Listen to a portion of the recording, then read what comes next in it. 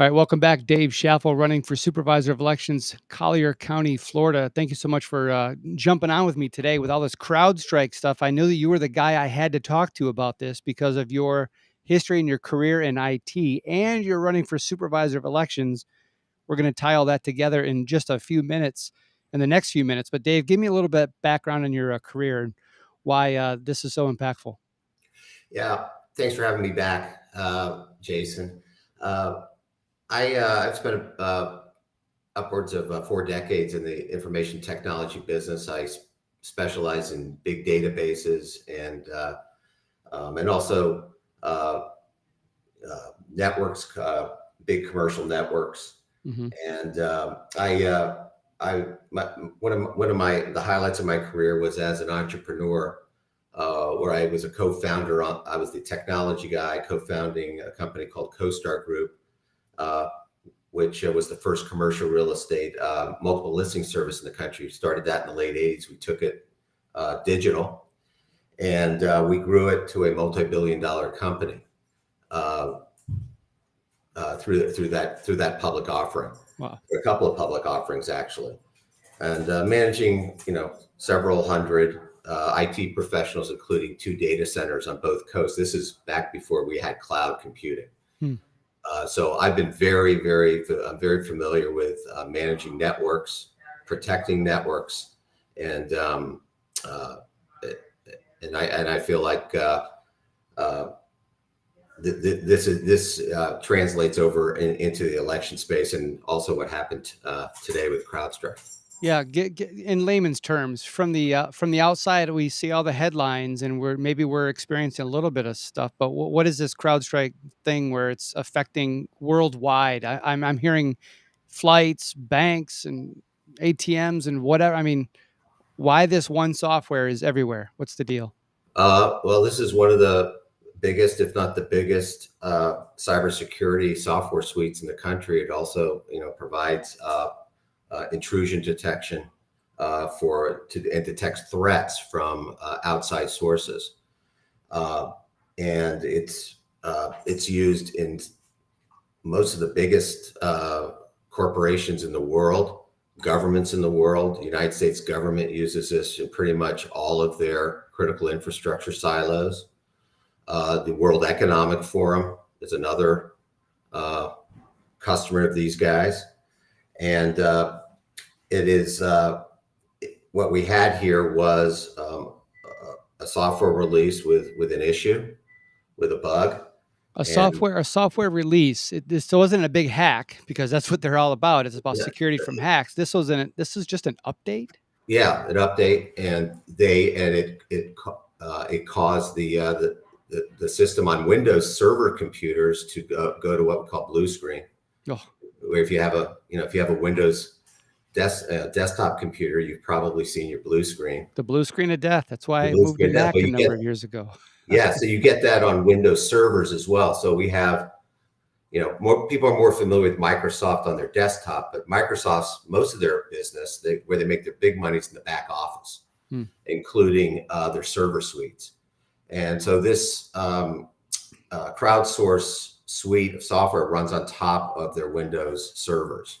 Yeah, and these Windows servers are running mission critical applications, including our air travel, our banking, our critical infrastructure for the federal government. They're likely involved in our nuclear arsenal, everything across the board, and so it was affected today. Wow. And let me tell you another thing. So before I came on the air, I read there was a report where they had a fix to this thing. The problem is the fix. You apply the fix, and you have to do a series of reboots or restarting the server. And there's some scripts that take care of certain files that need to be removed and replaced. And this reboot process could take 15, 20 minutes. And while the computer is rebooting, all of these servers are unprotected while it's getting reset. And our adversaries know that. So it's going to be very interesting to see if they can come out of this thing without getting hit with unsecured critical applications. Wow. Now, CrowdStrike, the name sounds familiar to a lot of us who've been paying attention through the years. Do you have a little bit of their history you can Yeah, some connect of some your dots for us?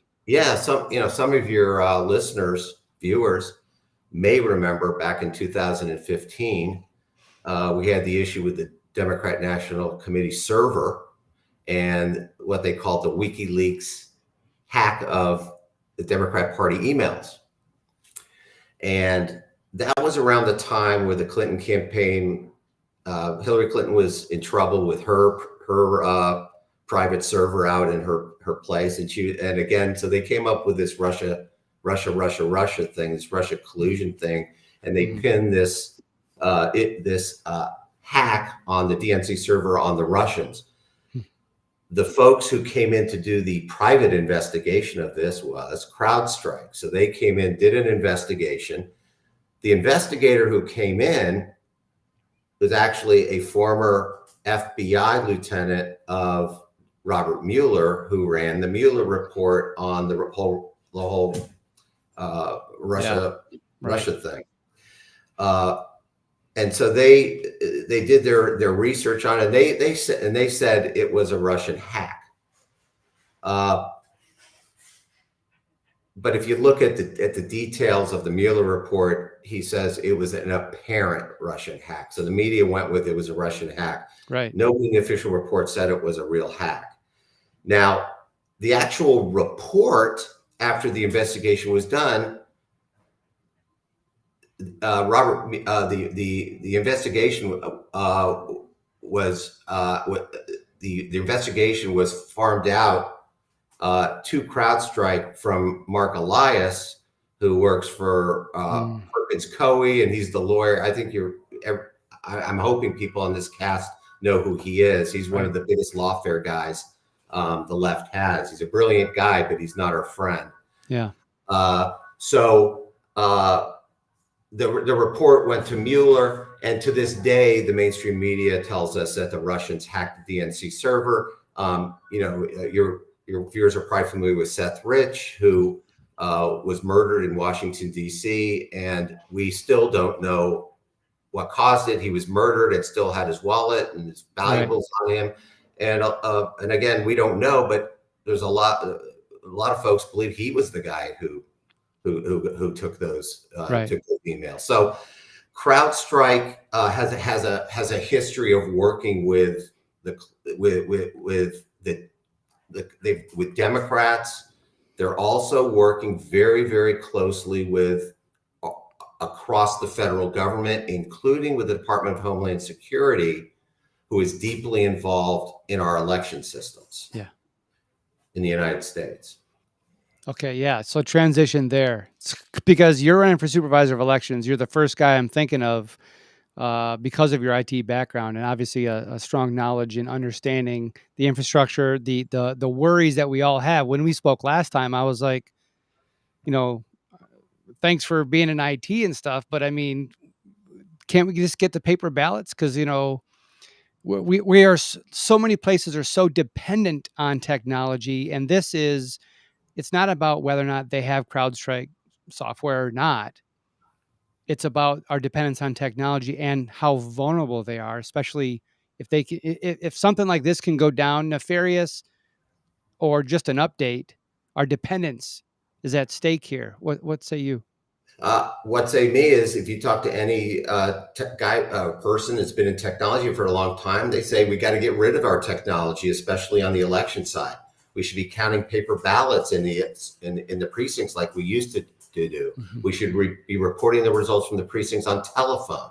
Yes. Right. The reason technology was brought into this whole thing was the 2000 election. So now we had an overreaction to the 2000 election. Now we have these very complex systems that nobody can really understand. Yeah. Even I can't get 100% of the information because a lot of it's not available through public records requests. It's hidden. And the people who provide the technology claim they're trade secrets. We don't know. We have no idea how the tabulators are programming the paper ballot markings to digital form. We have no idea. We can't look at it. There's no private audit. So the whole thing needs to be torn down and go back to the way we were, where we reported by telephone. Okay, the results are a hour later to the media. Right. Who cares? I value security Yes. ahead of expedience. And you talk to any technology guy, they'll tell you our elections are so important that we should go back to the way we were, where you have a Democrat and a Republican sitting in a precinct. They're looking at the same ballot, and they both agree on who that voter voted for, and it's tallied. Part of this, too, Jason, is our adversaries want to make things far more complicated. The more complicated things are, the easier it is to cheat. Yes. Okay? I'll even go back to our Constitution. Our Constitution is not that hard a document to understand. Right. If you look at it, it really isn't. But in the 20th century, they began reinterpreting the Constitution and what the Commerce Clause was, and and the courts made it very complicated. It's not, and the left has taken advantage of it. The same with the technology. It's way too complicated for a layman. They're taking something that is very simple and making it extremely complicated. Yep. I am all for, you talk to any technology guy, we're for going back to the way it was. Unfortunately, like in Florida, we have to use these darn tabulators, right? But if I could just move to the other issue, is that our Department of Homeland Security is in our local election offices, virtually all of our local elections in the United States. When the Obama administration, on the way out the door in the transition period, they declared our election system's critical infrastructure. They did it for one reason, and that's to push federal oversight onto the states and the local election offices. So you go from the beginning of 17 down to 2020. Now you have a device called an Albert sensor. Sometimes it's software, sometimes it's a server, that allow the Department of Homeland Security into our local election offices. They promised they marketed to our supervisors across the country as intrusion detection, which is what Crowdstrike does. So we get back to Crowdstrike. So you have Crowdstrike and our Department of Homeland Security and some other tools that are making sure that our local election offices are not hit with a cyber attack. Now, that's how they market it, but I can tell you they're doing more than just intrusion detection or threat detection. That information is being sent back to a data center in upstate New York, where you have an NGO, the Center of Internet Security, who works under DHS, who is looking at all the data coming in and out of all of our election offices across the country. I won't say all, 98% of them. What they're doing with that data, they're inspecting it. Who knows if they're manipulating? At this point, I have no faith in our federal government to tell us the truth about what they're doing. Wow. So one of the things I'm running on is to be the first major county in the country. We're not a big county. I'd say we're a medium-sized county, but you have no big counties doing it, to remove this device and at least replace it with another device, commercial device. And there's many competitors out there that can provide this. And like you said, even if you get another competitor, does it protect us for sure? No. But the one thing I do know is I do not want the Department of Homeland Security looking at the data, the voter rolls, and especially on election night, our election data coming in and out of the Collier County election office. It's none of their business. They have no constitutional power to do that. And our local supervisors across the country have volunteered to cede the authority to protect our elections to the federal government, because they promised to give them this tool for free or at a steep discount. Right. And our supervisors aren't technology people. They told them, great, give it to us. Right. It's a constitutional problem, and the Department of Homeland Security, who is responsible for censoring anybody on social media who talked about anything that may have gone on the 2020 election that doesn't fit the government line. That's our agency who was responsible for that. The agency responsible for our border crisis. They're bringing hundreds of thousands of non-citizens coming into Florida, and it's very easy for them to get on our voter rolls. That's why we had the SAFE Act come up in Congress that the Democrats killed, because we know we have a problem with that. The DHS is responsible for all of this stuff.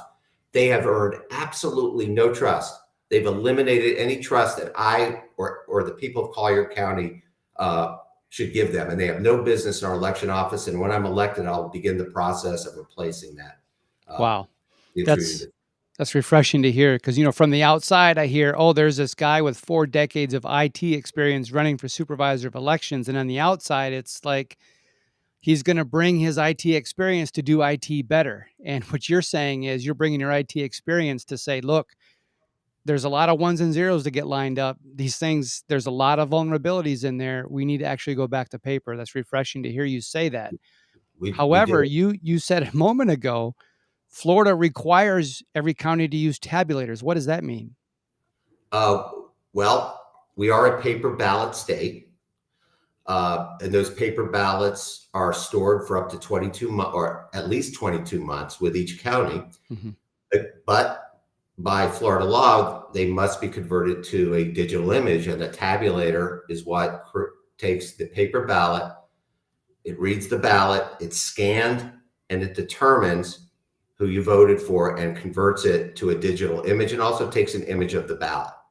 Right. So that software that does that work, and you've heard of Dominion. Dominion's one of the tabulator companies. Actually, the biggest one in the United States is ES&S, and that's what we use here in Collier, and most of the counties in Florida use. But the bottom line, it's the same thing. They claim proprietary and claim trade secrets on their software. So it is unauditable by a private company. Right there. That's the key. Unauditable.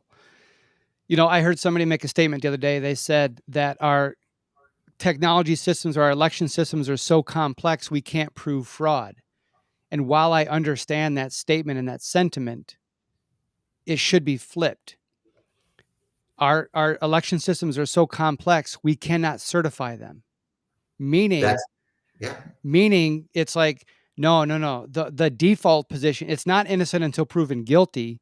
It's you are not certified until we go through a process to certify them. And when the average Joe cannot read ones and zeros, and the average Joe they're not allowed to go under the hood to see the proprietary stuff to make sure there's no shenanigans inside there. There's nothing in the code. There's no encryption key sitting right there, Mm-hmm.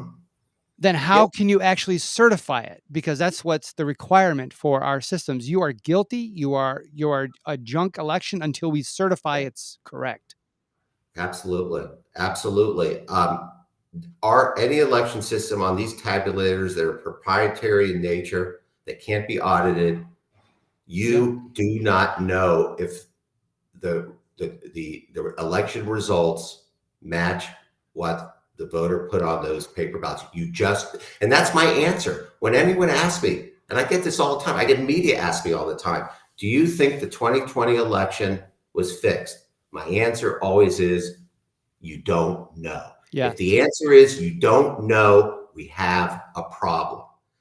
Yeah, remember what the legal system said back then. Well, you can't do a lawsuit until it's certified. It's like, but we can't certify it because we can't see under the hood.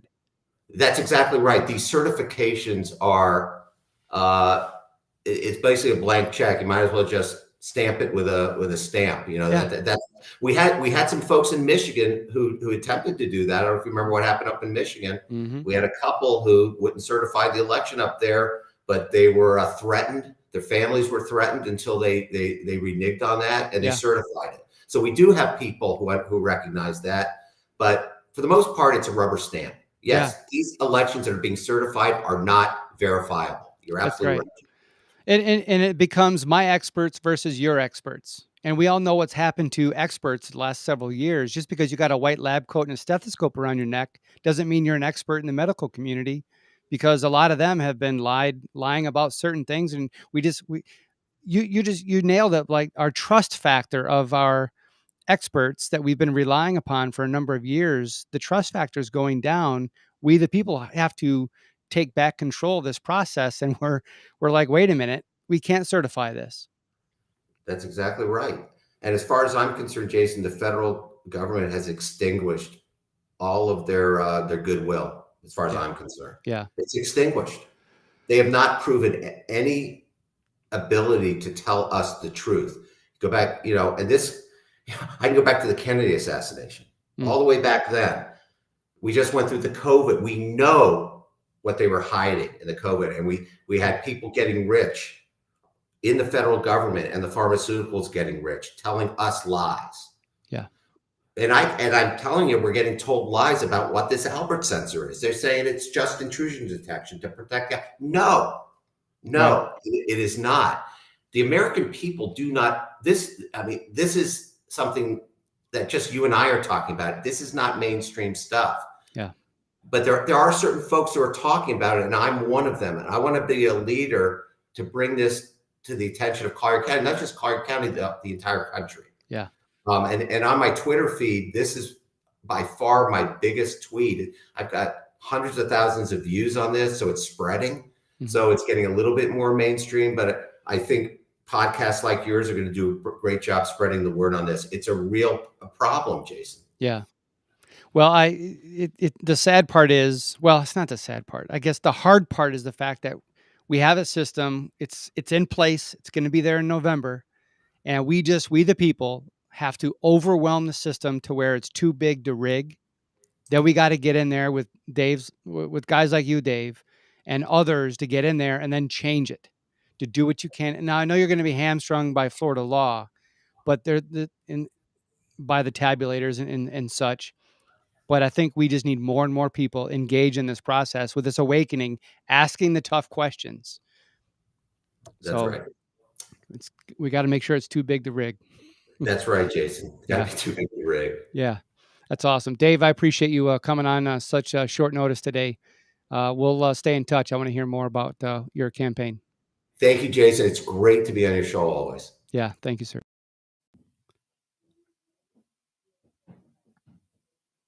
This segment brought to you by the Remembrance Project, theremembranceproject.org.